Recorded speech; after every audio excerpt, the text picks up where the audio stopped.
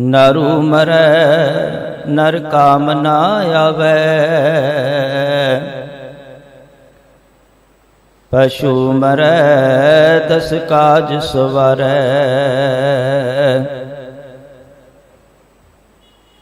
अपने कर्म की गत मैं क्या जानूं।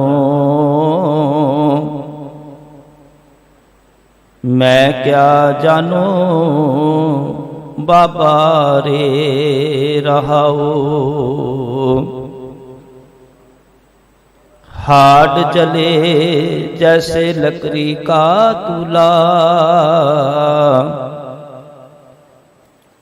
केस जले जैसे घास का फूला।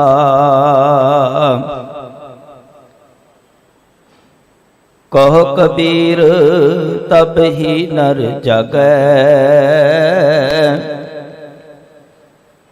जम का दंड मूड़ मह लागै। कहो कबीर तब ही नर जागै। जम का दंड मूड़ मह लागै। वाहिगुरु जी का खालसा वाहिगुरु जी की फतेह।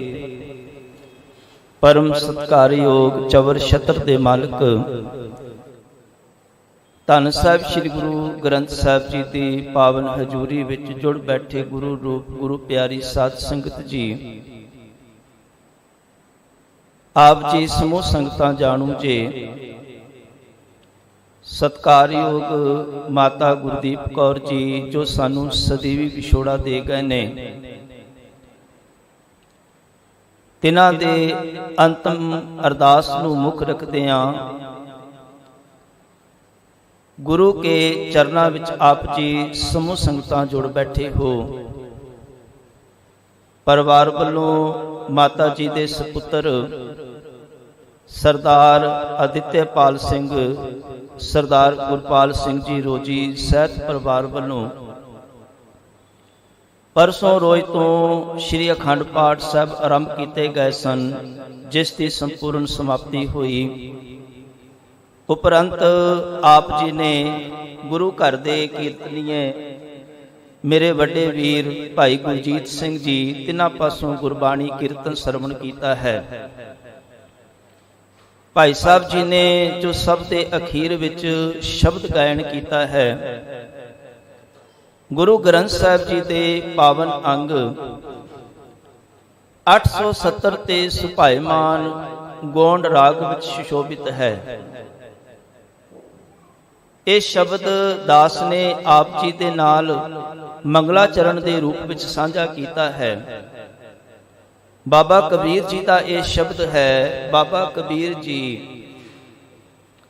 इस शब्द के राही साडे ते कृपा करके बख्शिश करके सानू समझा रहे ने कि ये शरीर दी की पाया है, इस शरीर का की मकसद है। ते प्रभु परमात्मा दे नाम तो बिना इस शरीर का कुछ भी अर्थ नहीं बनता। बाबा कबीर जी इस शब्द के राही साडे ते कृपा करके सानू समझाउंदे ने, अपने कर्म की गत मैं क्या जानूं। मैं क्या जानूं बाबा रे। क्या वाहिगुरु जी ऐ प्रभु परमात्मा जी, मैनू अपने कर्मां बारे बहुता ज्ञान नहीं है। चंगे ते मंदे दी मैनू पछाण नहीं है। मैं की कर रहा हाँ, इस दे विच किन्ना कु चंगा है, इहदे विच मैं किन्ना कु माड़ा कर रहा हाँ, इसकी समझ मैनू नहीं है। इस करके तू मेरे ते कृपा कर। मैनू अपने आप ते तसल्ली नहीं है कि मैं चंगा कर रहा हाँ। तू ही कृपा करके अपने चरना दे नाल जोड़ ले। गुरबाणी दे विच कई थावां ते इह गल समझाई गई है कि ऐ मनुख ऐ इंसान तेरी मत बहुत थोड़ी है, ते तू गुरु की मत ले ले, गुरु की मत के अनुसार जीवन बतीत कर। हम अंधले अंध बिखै बिखराते, क्यों चाले गुर चाली, सतगुर दया करे सुख दाता, हम लावे अपन पाली। कि वाहिगुरु जी किरपा करो, तुसी आप अपने चरना दे नाल जोड़ लो, क्योंकि मैं इन्नी मत नहीं रखदा, मैं इन्नी समझ नहीं रखदा कि मैं किन्ना कु ठीक हाँ। समाज का वतीरा तुसी देख लो, किसे थां ते किसे काम नूं धर्म किया गया है, ते दूसरे थां ते उसनूं ही अधर्म की परिभाषा दे दी गई है। किसे थां ते गऊ बारे कह दिता गया भी ये पूजन जोग है, ये धर्म है, ते दूसरी थावां ते पढ़ीदा है भी उस गऊ नूं मार के उसका मांस भी खा लेना धर्म है। किसे थां ते प्रभु परमात्मा की बंदगी ते जोर दिता गया है, ते किसे थां ते हवा की भी पूजा हो रही है, दरखत की भी पूजा हो रही है। एक थां ते एक काम पुण्य है, दूसरी थां ते वही पाप गिनिया जाता है। इस करके बाबा कबीर जी कहते ने दुनिया की हालत नूं देख के मैनू नहीं समझ आ रहा कि मैं ठीक कर रहा कि गलत कर रहा हाँ। अपने कर्म की गत मैं क्या जानू, अपने कर्मां दी गत का अर्थ है अखीर मैनू की मुल मिलना है, इसका मैं की जानदा हाँ, मैनू नहीं समझ। मैं क्या जानू बाबा रे, ऐ वाहिगुरु जी मैनू नहीं पता मैं की चंगा कर रहा हाँ ते की माड़ा कर रहा हाँ। मैं दुनिया की हालत देखदा हाँ ते मैनू पछतावा हुंदा है कि जिंदगी दे विच आके मैं कीता की है, बहुत चंगा कीता है जां अजे मैं माड़े कम्मां दे विच ही अपनी जिंदगी बतीत कर रहा हाँ। दे किवाड़ अनिक पर्दे में परदारा संग फाकै, चित्रगुप्त जब लेखा मांगे कौन पर्दा तेरा ढाकै। कि मैं अपने कर्मां बारे कुछ नहीं जानदा, तू आप ही किरपा करके अपने चरना दे नाल जोड़ ले। मुढ़लियां पंक्तियां विच बाबा कबीर जी कहंदे ने, नरू मरै नर काम न आवे, पशु मरै 10 काज सवारै। कि वाहिगुरु जी 84 लाख जोना का सरदार इंसान नूं गिनिया गया है। मैं अपने आप नूं 84 लाख जोना का सरदार ते गिनदा हाँ, पर वाहिगुरु जी मैनू इन्नी समझ नहीं है कि ये इंसान ये मनुख जदों तक श्वास लै रहा है उदों तक ही 84 लाख जुना का सरदार है। पर जे चंगे काम नहीं किते दुनिया विच आके ते फिर ते पशु दे नालों भी माड़ा है।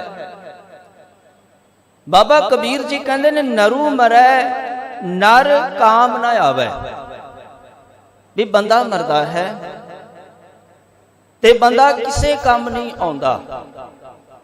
पशु मरै 10 काज सवारै, पर जे कोई जानवर मरदा है पशु मरदा है ते उस दियां हड्डियां भी कम आ रही ने, उसकी खल भी कम आ रही है। कईयां दे शरीर दे विचों कुछ हिस्सा जिहड़ा है वो दवाइयां दे रूप विच भी कम आउंदा है। पर जदों इंसान ये मनुख मरदा है ते गुरबाणी कहती है कि नरू मरै नर काम ना आवे।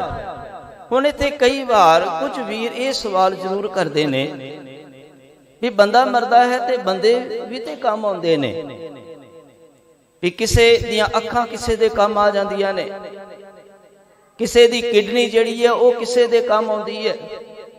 बकायदा लोग अपने जीवन विच लिख के जाते ने कि मेरे दुनिया दे जान तो बाद मेरियां अखां जिहड़ियां ने वो अगे दान कर दित्तियां जान। ते हुण ते ये भी सुनने विच आ रहा है कि करोना दी आड़ दे विच भी कोई कई तरह दे इस तरह दे कर्म हो रहे ने कि एक थां ते डॉक्टरां दे फोन आ रहे ने भी तुहानू किडनी दी लोड़ सी, साडे कोल है ਤੁਹਾਨੂੰ ਲੀਵਰ ਦੀ ਜ਼ਰੂਰਤ ਹੈ, ਸਾਡੇ ਕੋਲ ਹੈ। ਕੁਝ ਸਮੇਂ ਕਈ ਸਾਲ ਤੋਂ ਲੋਕ ਦਵਾਈਆਂ ਖਾ ਰਹੇ ਸਨ ਆਪਰੇਸ਼ਨ ਦੇ ਲਈ, ਕਿਡਨੀ ਤੇ ਲੀਵਰ ਨਹੀਂ ਸੀ ਮਿਲ ਰਿਹਾ। ਹੁਣ ਕਈ ਥਾਵਾਂ ਤੋਂ ਫੋਨ ਵੀ ਆ ਰਹੇ। ਇਹ ਸੁਣਨ ਵਿੱਚ ਜਿਹੜੀਆਂ ਗੱਲਾਂ ਆ ਰਹੀਆਂ ਨੇ, ਕਹਿਣ ਤੋਂ ਭਾਵ ਇਹ ਹੈ ਕਿ ਸਰੀਰ ਦੇ ਅੰਗ ਵੀ ਤੇ ਕੰਮ ਆਉਂਦੇ ਨੇ। ਪਸ਼ੂ ਜਿਹੜਾ ਸੀ ਉਹ ਕਿਸੇ ਕੰਮ ਦਾ ਨਹੀਂ ਸੀ, ਉਹਦਾ ਸਰੀਰ ਸੁੱਟਣਾ ਸੀ, ਪਰ ਪਸ਼ੂ ਦਾ ਸਰੀਰ ਜਿਹੜਾ ਫਿਰ ਵੀ ਕੰਮ ਆ ਰਿਹਾ ਹੈ। ਪਰ ਬੰਦੇ ਦਾ ਕੰਮ ਕੀ ਸੀ? ਭਈ ਪ੍ਰਾਪਤ ਮਾਨੁਖ ਦੇ ਹੁਰੀਆ, ਗੋਬਿੰਦ ਮਿਲਣ ਕੀ ਇਹ ਤੇਰੀ ਬਰੀਆ। ਰੱਬ ਨੂੰ ਮਿਲਣ ਦੀ ਇਹ ਵਾਰੀ ਸੀ।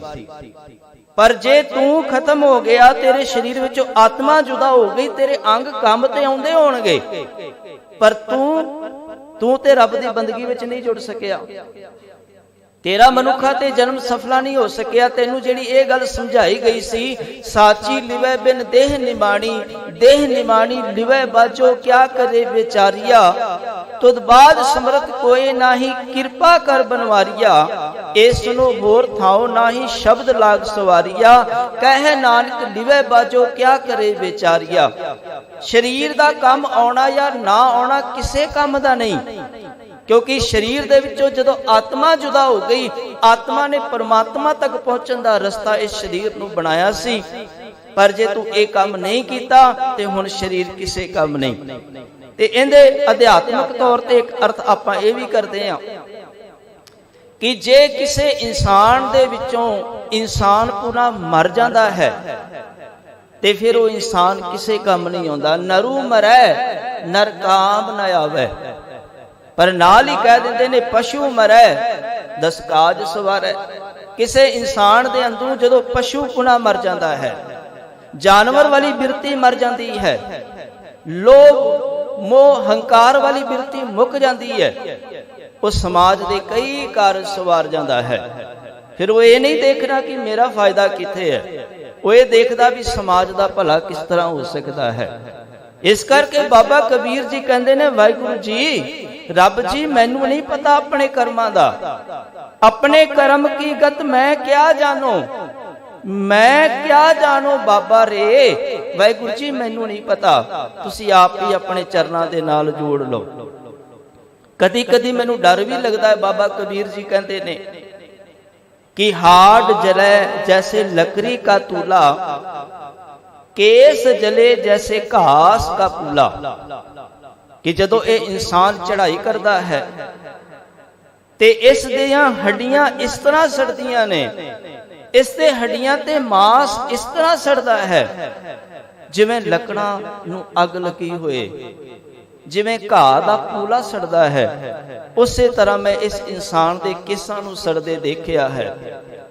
इस इंसान दा अखीर की है? अखीर यही है कि ये प्रभु परमात्मा की बंदगी कर सके। मंगलाचरण के रूप में आप जी दे नाल एक गुरु तेग बहादुर जी का श्लोक मैं आप जी दे नाल साझा कीता सी। बाल जवानी अर बिरद फुन, तीन अवस्था जान, कहो नानक हर भजन बिन, बिरथा सब ही मान। कि प्रभु परमात्मा की बंदगी तो बिना तेरा बचपन, तेरी जवानी, तेरा बुढ़ेपा व्यर्थ चला गया। क्योंकि तैनू ते ये मनुखा जन्म मिलिया ही इस करके सी, भई प्राप्त मानुख दे हुरिया, गोबिंद मिलन की ये तेरी बरिया। पर तू रब की बंदगी वाले पासे ते तुरिया ही नहीं। हाँ, जे गुरु कृपा कर देवे, बख्शिश कर देवे ते बंदा इंसान माड़े कर्म छड़ के रब दे रस्ते ते तुर सकता है। कहो कबीर तब ही नर जागै, जम का डंड मूड़ मह लागे। ये इंसान उदों ही जागदा है जदों जमा दा डंडा इन्हां दे सिर पहुंचदा है, इन्हां दे सिर ते वजदा है। पर ये सारियां वास्ते नहीं, ये मनमुख दे लई गल कीती गई है। जेड़े गुरमुख होंदे ने उते जीवंदे जी ही प्रभु परमात्मा दे चरनां विच जुड़े रहंदे ने। गुरमुख जन्म सवार दरगाह चलिया, भाई गुरदास जी कहंदे ने कि जेड़े गुरमुख ने वो दरगाह च सीधा जांदे ने, वो अपना मनुखा जन्म सफला कर लैंदे ने। माता गुरदीप कौर जी, जदों आपां इन्हां दी गल करदे हां ਦਾਸ ਨੂੰ ਵੀ ਲਗਭਗ ਪਿਛਲੇ ਰੁਦਰਪੁਰ ਦੇ ਵਿੱਚ ਸੇਵਾ ਕਰਦੇ 6.5 ਸਾਲ ਦੇ ਕਰੀਬ ਸਮਾਂ ਲੰਘਿਆ ਹੈ। ਪਰਿਵਾਰ ਦੇ ਨਾਲ ਬਹੁਤ ਨਜ਼ਦੀਕੀ ਪਿਆਰ ਭਰਿਆ ਸੰਬੰਧ ਇਸ ਤਰ੍ਹਾਂ ਲੱਗਦਾ ਹੈ ਕਿ ਮਾਤਾ ਗੁਰਦੀਪ ਕੌਰ ਜੀ ਸਰਦਾਰ ਅਦਿੱਤਿਆਪਾਲ ਸਿੰਘ ਦੀ ਮਾਤਾ ਨਾ ਹੋ ਕੇ ਆਪਣੇ ਮਾਤਾ ਜੀ ਹੋਣ, ਜਦੋਂ ਵੀ ਮਿਲਣਾ ਬੜੇ ਪਿਆਰ ਦੇ ਨਾਲ ਮਿਲਣਾ, ਤੇ ਜਦੋਂ ਵੀ ਗੱਲ ਕਰਨੀ ਗੁਰੂ ਕੀ ਬਾਣੀ ਦੀ ਗੱਲ ਕਰਨੀ, ਘਰ ਦੇ ਵਿੱਚ ਇਹਨਾਂ ਤੇ ਹਮੇਸ਼ਾ ਹੀ ਸਹਿਜ ਪਾਠ ਚੱਲਦੇ ਰਹਿੰਦੇ ਨੇ। ਨਹੀਂ ਤੇ ਘੱਟੋ ਘੱਟ ਇੱਕ ਸਾਲ ਦੇ ਵਿੱਚ 2 3 4 ਸਹਿਜ ਪਾਠ ਇਹਨਾਂ ਨੇ ਸਮਾਪਤੀ ਕਰਾਉਣੀ, ਗੁਰਬਾਣੀ ਦੇ ਨਾਲ ਜੁੜੇ ਰਹਿਣਾ। ਤੇ ਜਦੋਂ ਕੋਈ ਆਪ ਗੁਰੂ ਕੀ ਬਾਣੀ ਦੇ ਨਾਲ ਜੁੜਿਆ ਹੋਏ ਤੇ ਉਹ ਫਿਰ ਸਾਰੇ ਪਰਿਵਾਰ ਨੂੰ ਹੀ ਗੁਰਬਾਣੀ ਦੇ ਨਾਲ ਜੋੜ ਲੈਂਦਾ ਹੈ।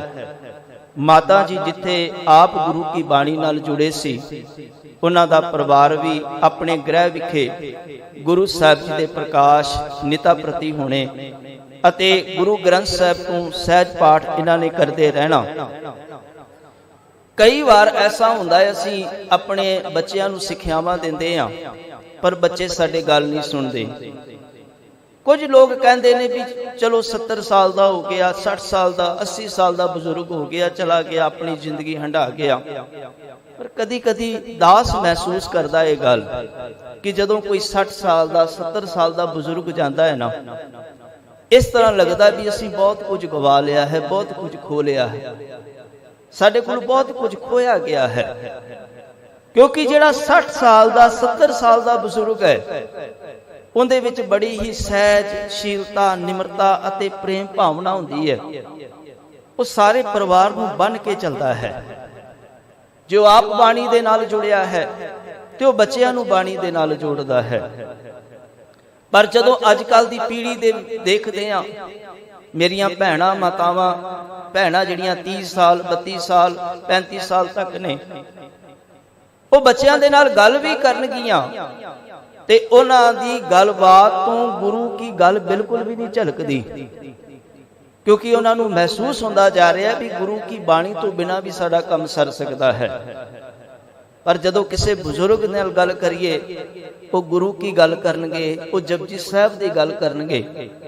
ਤੇ ਕਿਉਂਕਿ ਅੱਜ ਅਸੀਂ ਆਪ ਬਾਣੀ ਦੇ ਨਾਲ ਨਹੀਂ ਜੁੜਦੇ, ਇਸ ਕਰਕੇ ਬੱਚਿਆਂ ਨੂੰ ਵੀ ਅਸੀਂ ਆਪਣੇ ਅਣਜਾਣ ਪੁਣੇ ਵਿੱਚ ਬਾਣੀ ਤੋਂ ਦੂਰ ਕਰ ਰਹੇ ਹਾਂ। ਇੱਕ ਅੰਗਰੇਜ਼ ਨੇ ਬੜੀ ਸੋਹਣੀ ਗੱਲ ਲਿਖੀ। ਕਿਸੇ ਪਰਿਵਾਰ ਦੇ ਵਿੱਚ ਪਹੁੰਚਿਆ, ਉਹ ਛੋਟਾ ਜਿਹਾ ਬੱਚਾ ਸੀ, ਉਸ ਦੇ ਹੱਥ ਵਿੱਚ ਕਿਤਾਬ ਸੀ, ਕੋਲ ਮਾਂ ਬੈਠੀ ਸੀ, ਉਸ ਦੇ ਹੱਥ ਵਿੱਚ ਵੀ ਕਿਤਾਬ ਸੀ। ਹੁਣ ਬੱਚੇ ਨੂੰ ਪੂਰੀ ਤਰ੍ਹਾਂ ਪੜ੍ਹਨਾ ਨਹੀਂ ਆ ਰਿਹਾ, ਪਰ ਉਹ ਹੱਥ ਵਿੱਚ ਕਿਤਾਬ ਲੈ ਕੇ ਪੜ੍ਹਨ ਦੀ ਕੋਸ਼ਿਸ਼ ਕਰ ਰਿਹਾ ਹੈ। ਮਾਂ ਦੇ ਹੱਥ ਵਿੱਚ ਵੀ ਕਿਤਾਬ ਸੀ। ਉਹਨੇ ਇੱਕ ਗੱਲ ਪੁੱਛੀ, ਜਿਹੜੇ ਵੀਰ ਨੇ ਗੱਲ ਲਿਖੀ, ਉਹ ਕਹਿੰਦਾ ਵੀ ਮੈਨੂੰ ਇੱਕ ਗੱਲ ਦੱਸੋ ਵੀ ਛੋਟਾ ਜਿਹਾ ਬੱਚਾ ਉਹ ਤੇ ਸਿਰਫ ਹੱਥ 'ਚ ਮੋਬਾਈਲ ਫੜਦਾ ਹੈ, ਕੁਝ ਨਾ ਕੁਝ ਇਸ ਤਰ੍ਹਾਂ ਦਾ ਦੇਖਦਾ ਹੈ, ਤੇ ਇਹਦੇ ਹੱਥ ਵਿੱਚ ਕਿਤਾਬ ਕਿਸ ਤਰ੍ਹਾਂ ਹੈ? ਤੇ ਉਸ ਮਾਈ ਨੇ ਇੱਕ ਗੱਲ ਕਹੀ, ਕਹਿਣ ਲੱਗੀ ਵੀ ਬੱਚੇ ਜਿਹੜੇ ਨੇ ਉਹ ਕਥਾ ਲੈਕਚਰ ਨਹੀਂ ਸੁਣਦੇ, ਬੱਚੇ ਪ੍ਰੈਕਟੀਕਲ ਦੇਖਦੇ ਨੇ, ਉਹ ਜਿੱਦਾਂ ਦਾ ਦੇਖਦੇ ਨੇ ਉਦਾਂ ਦਾ ਹੀ ਕਰਦੇ ਨੇ। ਇਸ ਕਰਕੇ ਜਦੋਂ ਮੇਰੇ ਪਾਸ ਬੱਚਾ ਬੈਠਦਾ ਹੈ ਤੇ ਮੈਂ ਹੱਥ ਵਿੱਚ ਕਿਤਾਬ ਲੈ ਲੈਂਦੀ ਹਾਂ, ਕਿਤਾਬ ਪੜ੍ਹਦੀ ਹਾਂ, ਤੇ ਜਦੋਂ ਮੈਂ ਆਪ ਪੜ੍ਹਦੀ ਹਾਂ ਤੇ ਬੱਚਾ ਵੀ ਉਹੀ ਕਿਤਾਬ ਉਸੇ ਤਰ੍ਹਾਂ ਪਕੜਦਾ ਹੈ। ਜੇ ਮੇਰੇ ਹੱਥ ਵਿੱਚ ਮੋਬਾਈਲ ਹੋਏਗਾ ਤੇ ਬੱਚਾ ਵੀ ਹੱਥ ਵਿੱਚ ਫੋਨ ਫੜੇਗਾ, ਪਰ ਜੇ ਮੇਰੇ ਹੱਥ ਵਿੱਚ ਕਿਤਾਬ ਹੈ ਤੇ ਬੱਚਾ ਵੀ ਪੜ੍ਹੇਗਾ। ਮੇਰੇ ਹੱਥ ਵਿੱਚ ਜੇ ਗੁਟਕਾ ਹੋਏਗਾ ਤੇ ਬੱਚਾ ਵੀ ਕਹੇਗਾ ਕਿ ਮੈਨੂੰ ਵੀ ਪਾਠ ਸੁਣਾਓ। ਤੇ ਸ਼ਾਮ ਨੂੰ ਤੁਸੀਂ 3 ਦਿਨ 4 ਦਿਨ 16 ਬਾਣੀ ਦਾ ਪਾਠ ਇੱਕ ਬੱਚੇ ਨੂੰ ਸੁਣਾ ਦਿਓ, ਅਗਲੇ ਦਿਨ ਤੁਹਾਨੂੰ ਮਾਂ ਹੋਵੇ ਭਾਵੇਂ ਪਿਤਾ ਹੋਵੇ, ਬੱਚੇ ਨੇ ਸੌਣ ਹੀ ਨਹੀਂ ਦੇਣਾ, ਪਹਿਲੇ ਮੈਨੂੰ ਪਾਠ ਸੁਣਾਓ, ਪਹਿਲੇ ਮੈਨੂੰ ਗੁਰਬਾਣੀ ਸੁਣਾਓ। ਤੋ ਮਾਤਾ ਗੁਰਦੀਪ ਕੌਰ ਜੀ ਦੀ ਮੈਂ ਗੱਲ ਕਰ ਰਿਹਾ ਸਾਂ। ਤਿੰਨਾਂ ਦਾ ਪਰਿਵਾਰ ਗੁਰਬਾਣੀ ਦੇ ਨਾਲ, ਗੁਰੂ ਕੀ ਵਿਚਾਰ ਦੇ ਨਾਲ ਜੁੜਿਆ ਹੈ। ਸਤਿਗੁਰੂ ਜੀ ਕਿਰਪਾ ਕਰਨ, ਮਾਤਾ ਜੀ ਨੂੰ ਆਪਣੇ ਚਰਨਾਂ ਦੇ ਵਿੱਚ ਨਿਵਾਸ ਬਖਸ਼ਿਸ਼ ਕਰਨ। ਗੁਰੂ ਸਾਹਿਬ ਜੀ ਨਾਲ ਹੀ ਬੱਚਿਆਂ ਨੂੰ ਇਸੇ ਹੀ ਤਰ੍ਹਾਂ ਗੁਰੂ ਕੀ ਬਾਣੀ, ਗੁਰੂ ਦੇ ਵਿਚਾਰ ਨਾਲ ਜੋੜੀ ਰੱਖਣ। ਦਾਸ ਪਾਸੋਂ ਵਿਚਾਰਾ ਕਰਦੇ ਹਾਂ, ਅਨੇਕਾਂ ਪ੍ਰਕਾਰ ਦੀਆਂ ਭੁੱਲਾਂ ਗਲਤੀਆਂ ਹੋ ਗਈਆਂ ਹੋਣਗੀਆਂ, ਗੱਲਾਂ ਤੇ ਬਹੁਤ ਕਹਿਣ ਵਾਲੀਆਂ ਸਨ, पर समय दे विच रहंदे हुए दास अपने विचारां की समाप्ति करता है। दास दियां भुल्लां जान के दास दियां भुल्लां खिमा कर देनियां, गुरु की विचार नूं अपने जीवन का आधार बना लेना, प्यार नाल गुरु फतेह की सांझ करनी जी। वाहिगुरु जी का खालसा, वाहिगुरु जी की फतेह।